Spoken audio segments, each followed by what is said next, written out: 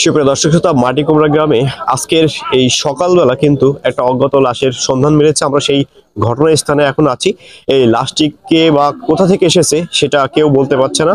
আমরা সেই দৃশ্যপটটা আপনাদের একটু দেখানোর চেষ্টা করছি। আপনারা আমাদের সাথে থাকবেন, সাথে থেকে ভিডিওটা শেষ পর্যন্ত দেখবেন এবং বেশি বেশি ভিডিওটা শেয়ার করবেন, যাতে এই অজ্ঞাত ব্যক্তির পরিচয়টা অন্তত জানা যায়। সুপ্রিয় দর্শক, আমাদের সাথে থেকে ভিডিওটা শেষ পর্যন্ত দেখবেন।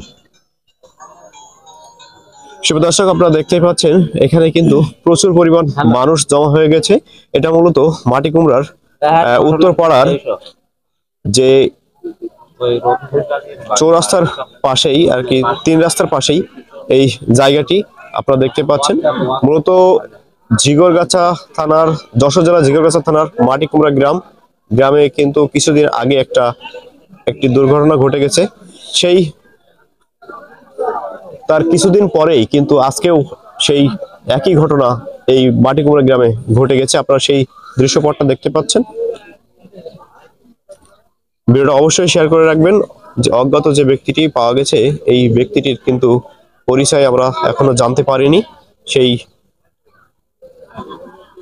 তথ্যটা জানার জন্য কিন্তু আপনাদের শেয়ার করার কথা বারবারই বলা হচ্ছে। কপোতাক্ষ টিভির পক্ষ থেকে আপনাদেরকে সবাইকে জানাচ্ছি সালাম ও শুভেচ্ছা।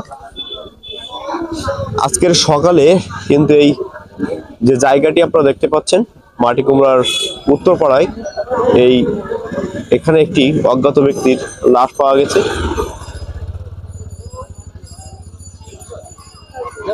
এখানে প্রচুর পরিমাণ মানুষ কিন্তু এখানে জমা হয়ে গেছে। কেউ এই ব্যক্তিটির পরিচয় বলতে পারছে না।